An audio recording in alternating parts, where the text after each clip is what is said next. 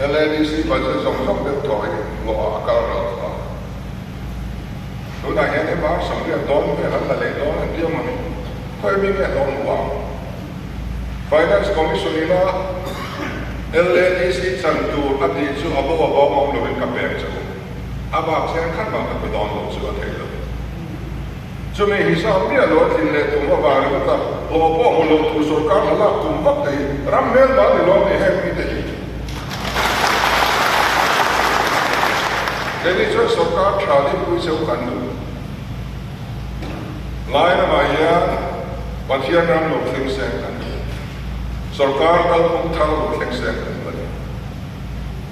ส่วนส่วนไหนตัวท่านเนี่ยตักเส้น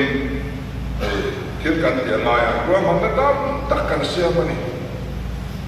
ข้ากันเสียชัวตาข้าตั้งปุ๋ยเจ้ากันอันนั้นก็เสีย